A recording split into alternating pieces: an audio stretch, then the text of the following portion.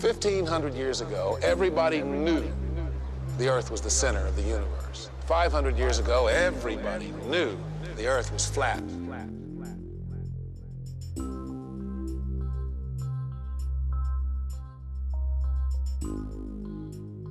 Hey there, Flat Earth researchers and debaters. This is ODD, and this is a follow-up to my video entitled True World, which is a 30-minute rundown of the Flat Earth phenomenon. The response to that video is incredible. I can't even keep up with the comments. Every other second I hear, "Dude, look at the moon. That proves we're on a sphere." "My dad is an airline pilot. This theory is garbage." You know what I mean? Some arguments don't even make sense. It's like, "I ate a chicken pot pie last night for dinner. How does that work on the flat Earth? Huh? I can relate when people are wondering how the sun works and what's the benefit of hiding this from us. But to say that Earth must be a sphere because other things look like they might be spheres is foolish. There is Earth, what we are on, teeming with life and providing us with what we need to be able to sustain or destroy. To build civilizations on a vast flat surface where large bodies of water are incapable of curving. Earth, where curvature and motion cannot be detected. And then there's other celestial bodies that aren't teeming with life, and we really don't know what they are or what they look like up close. Science batters itself impotently against the barriers of the unknown. All we get is CGI from NASA and friends. The spherical Earth paradigm is coming to an end, but was this meant to happen, or are we really unveiling something that was to remain hidden? Are we getting the full picture, or is this just the tip of the iceberg? Either way, I'm dedicated to this journey, and I'm honored to live in such an exciting time. Let's keep tearing NASA apart, including all the other space programs. It's one of the main keys in understanding the flat Earth. Once someone sees how much deception is interwoven throughout these agencies, it's easier to grasp this grand conspiracy and how it was achieved. As always, we'll be going over that and much more in this video. I appreciate you tuning in. Let's get started. Where is the curvature? Where? Where's the curvature? Where? I still haven't been able to find any curvature since I put out my last video, and believe me, I've been looking. Ever since I came out as a flat earther, I've been examining things much more closely. It's as if I'm secretly hoping to find something that will lay this flat earth to rest, so I can get back to my normal life of exposing chemtrails and secret societies. It's just not happening. The more I look, the more I'm convinced, and the more I want to talk about it. There is no curve to be found or measured. And there's hints sprinkled all over the place, like this popular study, for instance. A study conducted by Department of Geography, Texas State University, and Department of Geography, Arizona State University, concludes that the state of Kansas is flatter than a pancake. On a scale where 1.0 means perfect flatness, the calculated flatness of the pancake is approximately 0.957. That's pretty flat, but Kansas is 0.9997 flat over its length of 400 miles, a distance that should render 20 miles of curvature from one side to the other on a sphere that's 25,000 miles in circumference.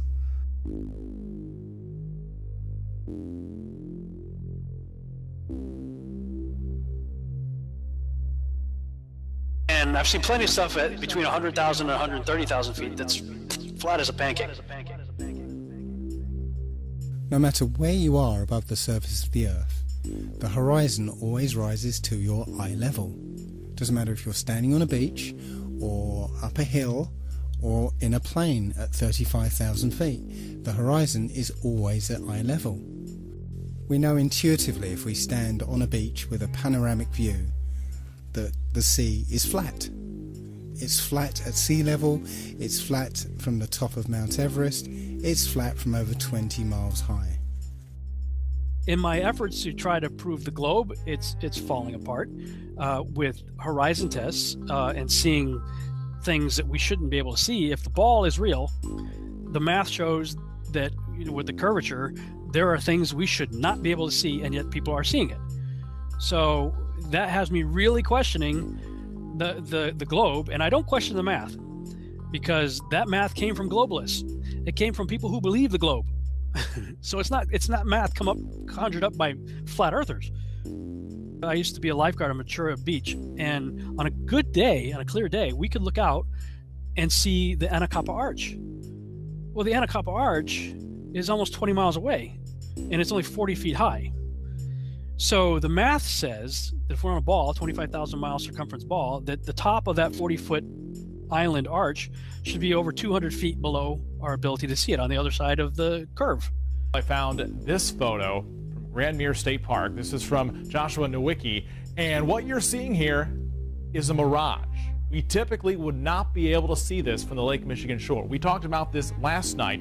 Conditions are right on the lake that we're actually seeing a mirage of the Chicago skyline. Very interesting. Here's what's happening. This is a good example of a superior mirage. So Joshua was on the Lake Michigan shore. He was looking towards the west, and Chicago's beyond the horizon. Should not be able to see it. However, with the right conditions, we have an inversion. We have cold air near the cold lake water and some relatively warmer air above it. This will bend the image of that skyline back towards the viewer. And so typically we would not be able to see this. This image would be viewable from much, much higher in the sky, up in space. But instead, we're able to see it on the Lake Michigan shore. Shut up, conspiracy theorist. The horizon is not the curvature of the ball Earth. The horizon is just the vanishing line of perspective from your point of view. You can use a telescope or binoculars and zoom in on the horizon, and something that's been completely disappeared beyond the horizon, like a ship, can come all the way back into view, proving that that is not the curvature of the Earth you're looking at, as they tell you, but it's just the vanishing line of perspective from your point of view. And they still use that as a proof of the ball Earth. They say that ships going away, as you see their hulls disappear before the masthead, because they're going over the curvature of the Earth. Yet we've got technology now to prove that that's wrong, but they'll still keep saying it. I put it in my videos. I'll put it right here. I'll put it in this video of me talking about this right now. You may be watching this on YouTube. You're watching a horizon shot, seeing a boat that was out of view. Now it's completely into view, so you can see that that is not the curvature of the ball Earth, but there will still be 50 people in the comments section saying that that's the curvature of the ball Earth. The idea that people are standing, ships are sailing, and planes are flying upside down on certain parts of Earth, while others tilted at 90 degrees and all other impossible angles, is complete absurdity. The idea that a man digging a hole straight down could eventually reach sky on the other side is ludicrous. Common sense tells every free-thinking person correctly that there truly is an up and down in nature, unlike the everything is relative rhetoric of the Newtonian Einsteinian paradigm. There's no curvature. It's wonderful. This is the most amazing thing ever. There's no curve. It's flat. Can you imagine? It's exactly what we see.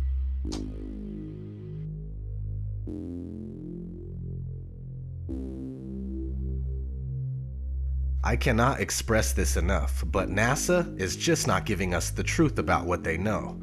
This is crucial to understand. Forget about the flat Earth for a minute if you have to. Focus on NASA and research them for a few days or for a few weeks. If you can't tell that you're being deceived, then I'm afraid that there is no use for you in this cause anyway. Check out this NASA document describing a flat, motionless Earth. So I came across this paper. It's an official NASA document published in August 1988 called The Derivation and Definition of a Linear Aircraft Model. And it's jam-packed full of mathematic equations, formulas, and all sorts of other stuff that describe a linear aircraft model. What I found interesting was on page 35 it says this: concluding remarks. This report derives and defines a set of linearized system matrices for a rigid aircraft of constant mass flying in a stationary atmosphere over a flat, non-rotating Earth. I'll put a link to this in the description. The other thing I'd like to mention at this point is how easily we can be fooled by two-dimensional imagery.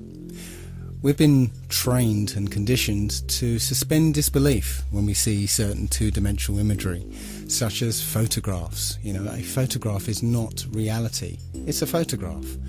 and photographs can be altered and manipulated. Video is not reality. And here's some examples of that.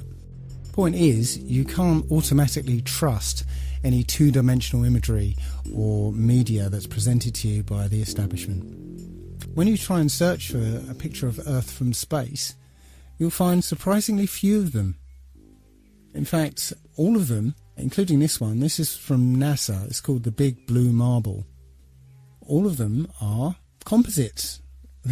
NASA will freely admit to them being composite images or CGI or Photoshop. It is Photoshopped, but it's has to be. Even the one image that is claimed to be an actual photograph of Earth from space is called into question, simply because of a film that was released accidentally by NASA of Apollo 11 faking the very first picture of Earth from space. So let's have a look at that video. An old reel received by mistake.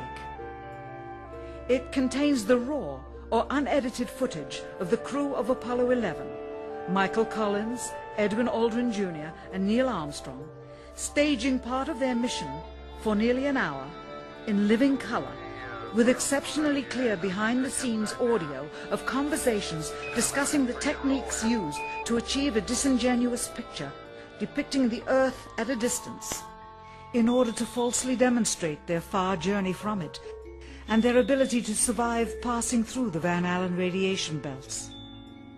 It cannot be misconstrued that this staging was done for some other reason, for the reel itself is slated and dated July 18th, 19th and 20th, 1969, the very days of the mission when they were said to be approaching and achieving lunar orbit. Understand, too, that only about 20 seconds of this raw footage was ever broadcast to the public, and these conversations discussing their deception were believed to be private. Until now. Here they discuss that these television transmissions were in fact not broadcast live as everyone believed. They were first screened and edited for playback later. Roger, Neil. We just wanted a narrative such that we can, when we get to playback, we can sort of correlate. Here they discuss the fact that they have turned out the lights and have blocked out sunlight from entering the spacecraft through the other windows, as to not cause any reflected light to fall onto the spacecraft's wall in the foreground. Okay, very good. Well, we shut out the sun coming in some of the other windows into the spacecraft, so it's looking through the number one window, and there isn't any reflected light. The reason this was done is so that the truth of the matter would not be revealed. The best example of space shuttle fakery is the Challenger disaster. In 1986, the shuttle Challenger exploded about 74 seconds after takeoff, killing all 7 astronauts inside. Or did it? It turns out that 6 of the 7 are still alive and kicking today. Ellison Onizuka claims to be his identical twin brother Claude. Yeah, I've got an identical twin brother Claude too. The Challenger pilot Mickey Smith hasn't even bothered changing his name. He's now Professor Michael J. Smith of University of Wisconsin. Now, Krista McAuliffe was a bit of a sneaky one. She was the Challenger payload specialist, quite famous for being a teacher.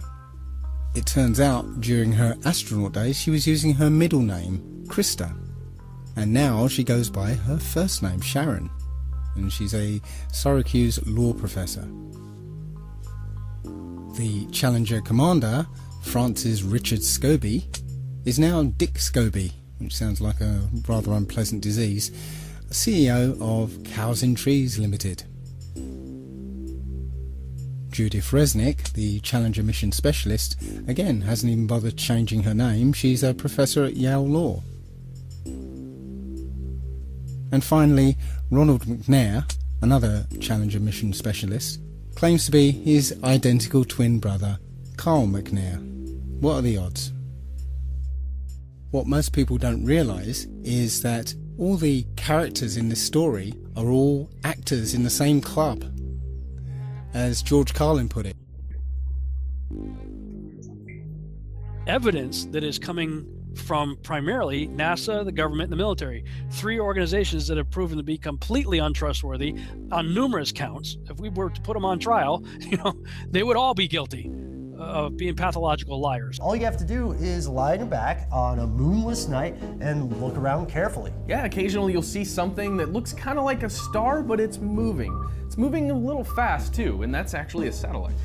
Now, I do accept that you can look up into the night sky and see what we're told are satellites. I've done it myself. I've seen bright lights moving across the sky, but I have no idea what those things are. In this video, you can see several large, bright objects. However, none of them appear on any satellite tracking applications. When you look up at a jet airliner flying at 35,000 feet, you can only see it as a small dot. So how is it if something the size of a jumbo jet is rendered as a small dot at about 5 to 7 miles up, that you can see a satellite which is the size of between a car and a school bus at 100 miles away? You just wouldn't see it.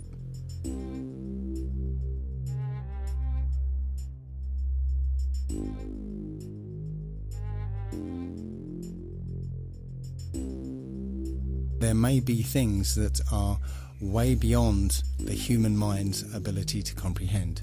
I won't even go into stars here. Stars are still 100% a mystery. All we know is that they say that they are trillions of miles away. That's for you to believe or to not believe. But planets, okay, we can see them independently. They look like luminous objects in the distance. But without NASA CGI photos where shading is added, they can't be confirmed as spheres. Through my telescope, they don't appear to have life or livable terra firma. We simply don't know what they are, but they appear to just circle around us and have something to do with the mechanics of this reality. Just because something looks like a circle doesn't make something else a ball or an oblate spheroid.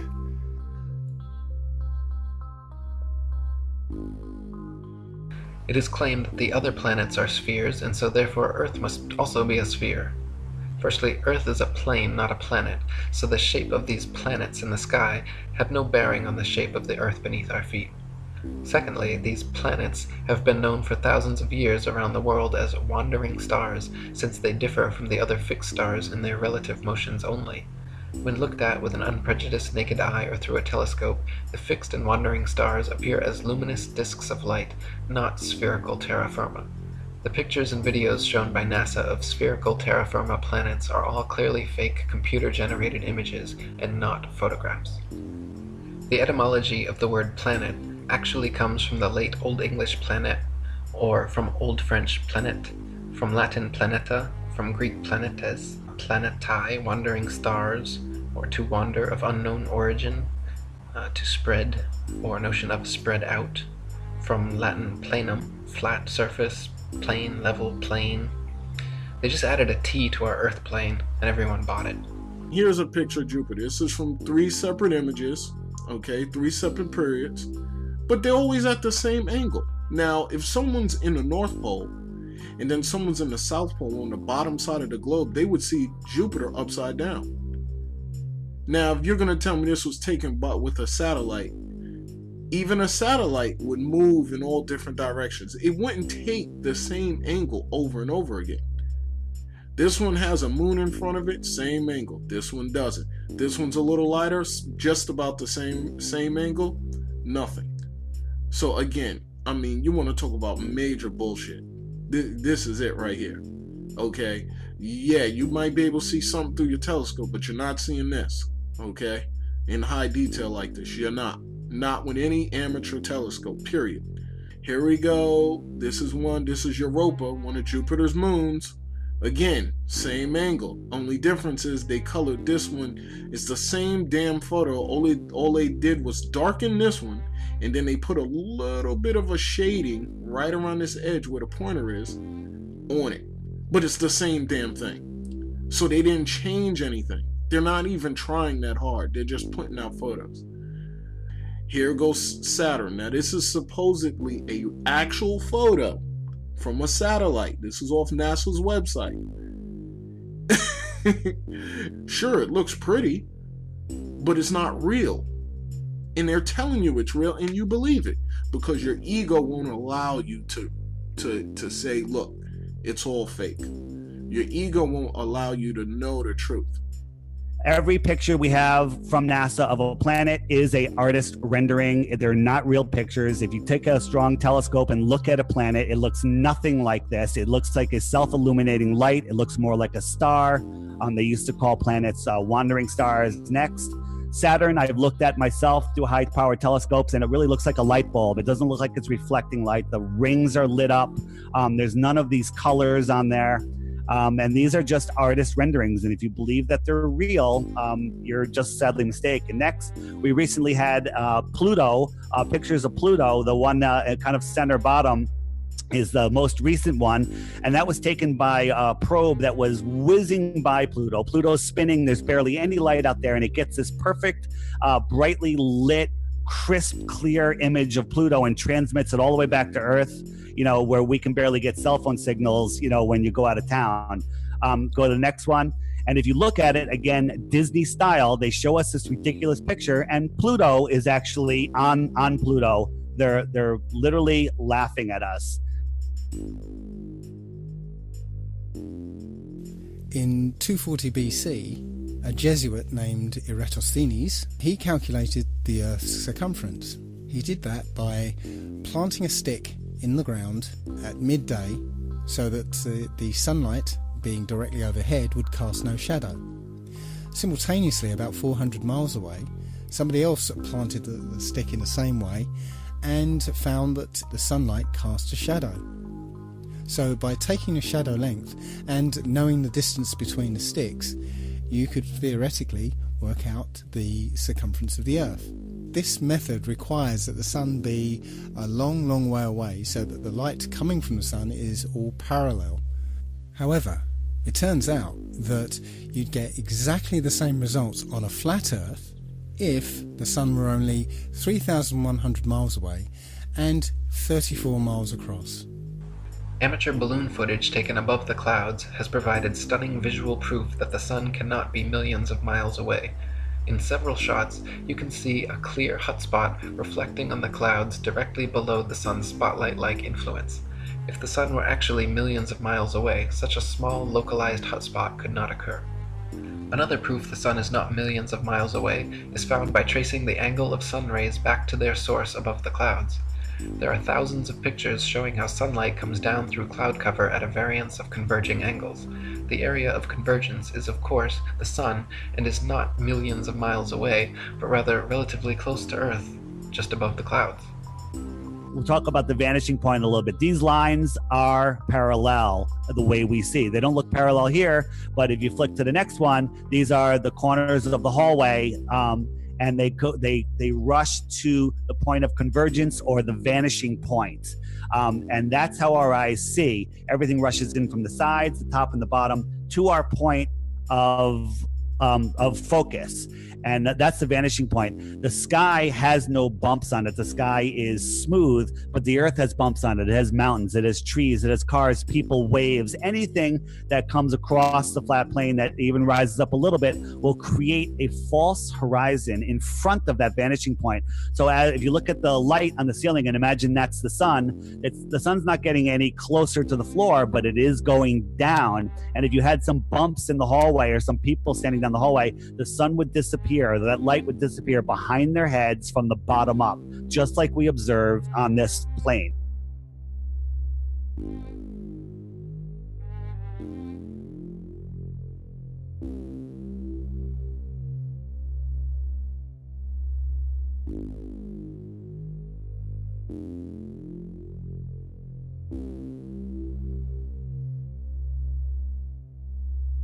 Let's turn our attention to the moon. Many of us have seen the moon appear full at various times throughout the day, as in this picture. But how can that happen? If you're standing at point C, then it's the middle of the night. Full moon, no problem. And if you're standing at point A, it's early in the morning. Certainly if you stare back at the moon in the night sky, then yes, you can see a full moon.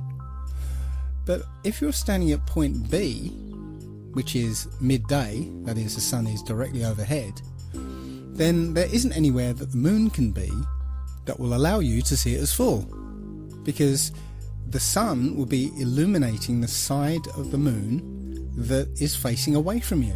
So the best you'll be able to see is a sliver of the moon. Think about it next time you see the full moon during the day. Every month the moon goes through 8 distinct phases. Always the same 8, always the same order. Supposedly because of a relationship between the position of the moon relative to the position of the Earth and the Sun. So let's say it's December, and throughout the month we see the normal 8 phases of the moon. But what happens when it's June and the Earth is supposedly on the other side of the Sun? Shouldn't the phases be reversed? That's not what we see. We see the same 8 phases in the same order. At night, the craters, or the dark spots I like to call them, are black because it's in our sky and there's black sky behind it. Next, if you look at the full moon during the day, those spots are now blue because we are seeing through whatever the moon is. And to prove that, go to the next one. We have a crescent moon, and behind the moon was a planet. And when you zoom in, you can see the planet through the moon. And this shot was proven that there was a planet in that position, and you could see it behind the moon. And there's many people that have photographed this. Now, people in the north, when they're looking at the moon, they are looking at the moon in this direction. And this, of course, this moon is oversized, so it's much bigger than what it really would be on this map. But the people in the south, they are looking to the north at the moon. So what they see is the opposite of what the north sees, and that's why for the south it's upside down from the north, and it's as simple as that.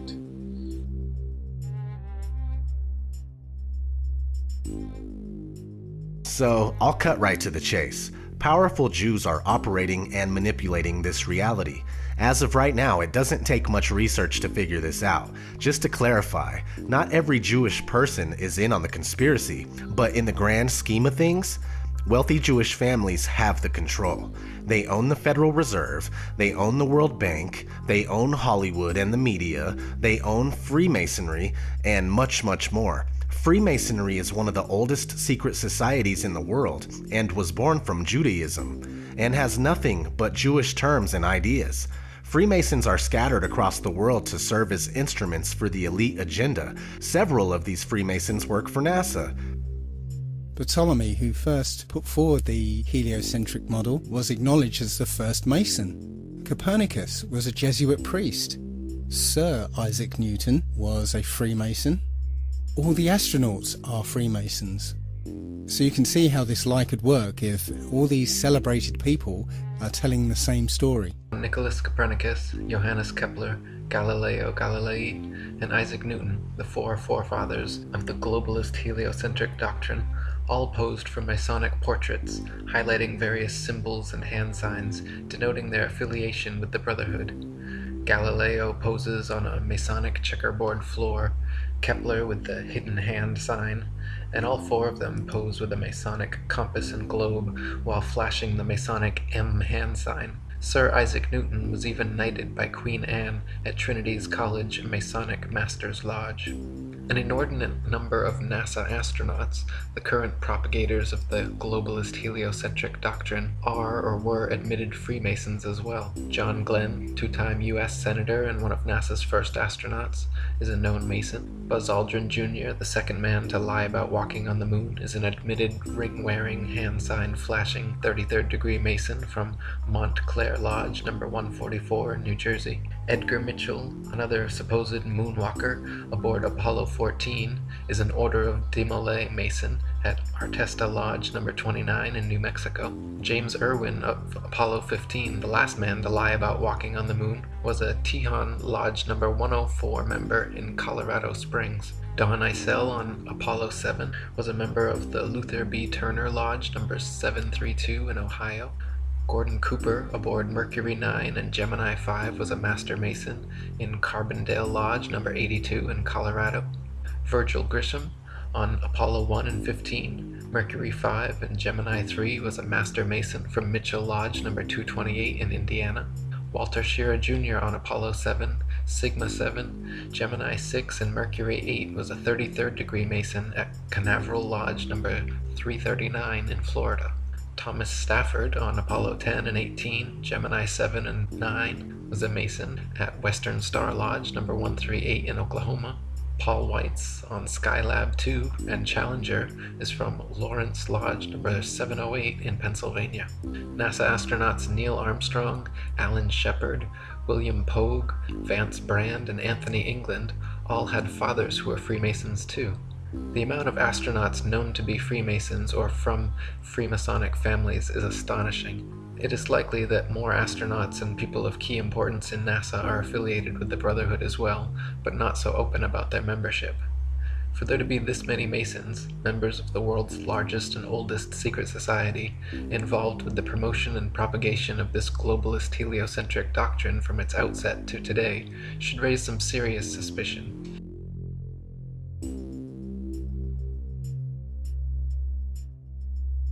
I'm still surprised how often I see the globe in corporate logos, almost every piece of media I look at, including commercials, magazines, and music videos, and album covers. I mean, it's a lot. And the rest of us describe a ball Earth as where we live because we don't know any better. When it's drilled into your head as fact before you even get to the 3rd grade, you end up with that core belief, a belief that's hard to part with. We all have a little bit of ego and we don't want to be wrong, but this flat earth epiphany is rousing us from our sleep and we're now noticing the massive amounts of programming. The world has been systematically brainwashed and indoctrinated for centuries into believing the greatest lie of all time, that the earth is a spinning globe.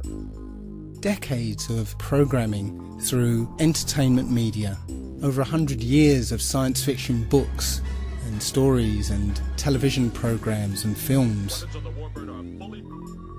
I must admit to being a science fiction fan myself. I grew up watching Star Trek, Star Wars, Babylon 5, Battlestar Galactica, watching films like 2001, 2010. I truly believed that our future lay in space. I saw an exciting future for mankind, moon bases, Mars bases, interstellar travel. But now I sincerely doubt there is any such thing as space. It really is simple, believe it or not. Why were we all taught the globe from the time we could walk? Why are we all told it's the absolute unquestionable fact of all facts? Why are we told flat Earth is stupid, ancient, and primitive? Why are we shown globes in every logo, and why are they in every classroom? Well, that's simple. Because it's not possible to live on a globe. You can't live on a sphere. I get it. They taught us that we can and do, yet they forgot something very important to the truth, and that's called proof, or evidence. Without it, the only way to teach it is by forcing it down our throats from the age of 3.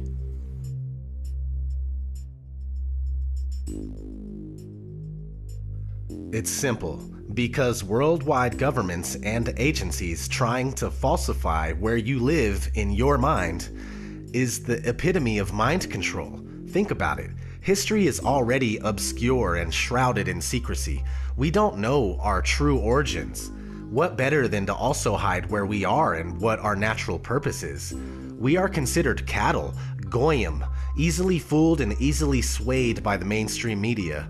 Our society is engineered, and the ideas that we think are our own are actually pre-manufactured by entities such as the Tavistock Institute, and then it's seeded into our minds through movies, TV shows, and music. When one doesn't recognize this, they are essentially controlled in every way without even knowing it. I have knowledge of this, and I'm still controlled by time and money and other things. Trying to find out what they know and also what they don't want us to know is important, and one of the things that they are keeping from us is our home. This is the case. If this flat Earth is our universe, then it elevates man and this Earth to supreme importance, where every life, human or otherwise, is significant and sacred. And when we all realize that, then the world, the universe, changes. Why don't they care? Well, it's not that they don't care, it's that they don't know that it's true, and even if it is true, they can't see how deep this goes, so they don't understand why it's even relevant or important. The shape of the Earth doesn't seem that important until you really expound upon the deepness of this conspiracy and how far-reaching it is. To me, it matters because if they're going to lie about something like what the Earth actually is, then there's no limit to what they will lie about. We're a random sneeze, we're an accident, we just blew up and molecules started spinning around together, and eventually a fish crawled up onto water and turned into a monkey, and that turned into you, and here we are.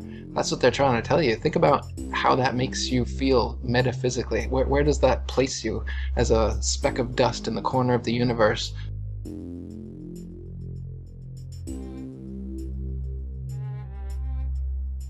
You can see the Earth is flat, you can feel the Earth is stationary, but according to the gospel of modern astronomy, you are wrong and a simpleton worthy of endless ridicule if you dare to trust your own eyes and experience. As much as people like to ridicule it and laugh about it and claim like there's no proof for it, when you really start digging into it, not only will you find reams and reams of proof and evidence for the flat Earth, you're going to find that there's no evidence whatsoever for the spinning ball Earth.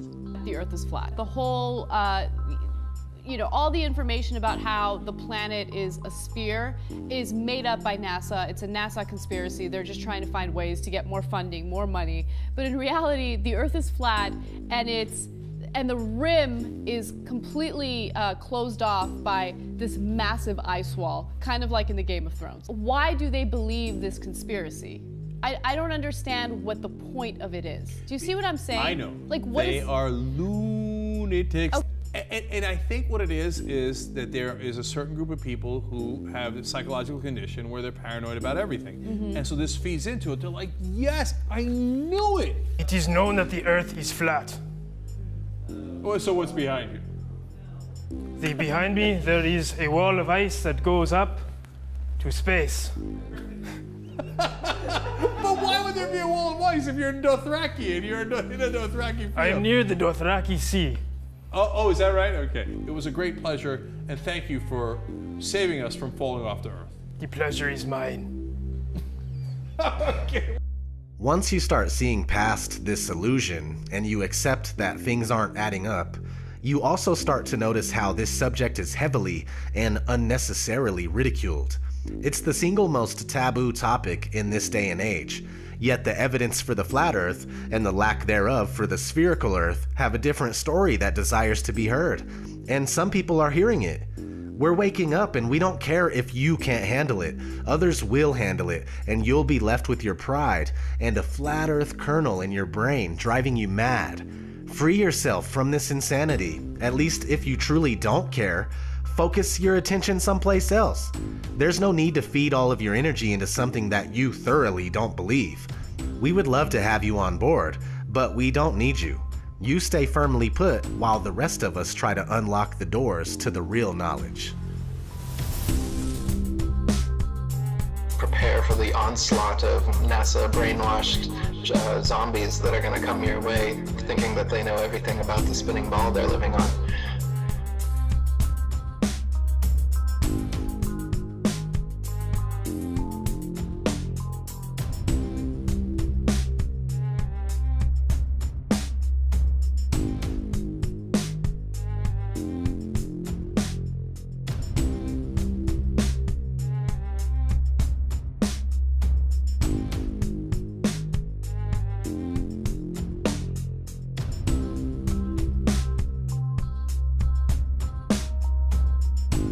Let us never tolerate outrageous conspiracy theories.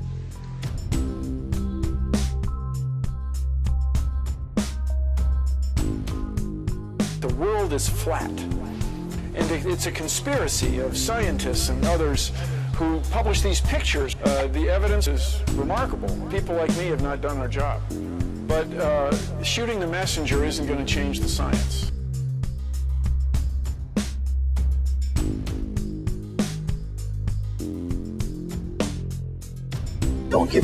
don't give me the conspiracy bullshit. Come on, you're a more intelligent man than that. Come on. I mean, come on. Listen. There has never been a conspiracy. All that's left now is ad hominem attacks.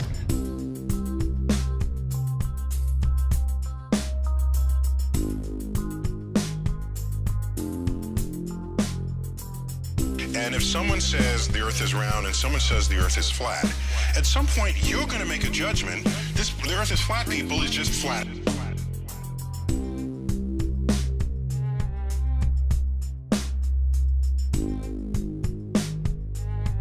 Everybody has the exact same response. We all have the same response. This is crazy. This is stupid. This is absurd. Why are you even thinking? What, you've lost your mind? We all have the same initial response. But for those who actually take one day to try to research this stuff for themselves, at the very least, they become hooked and have to spend another day and another day.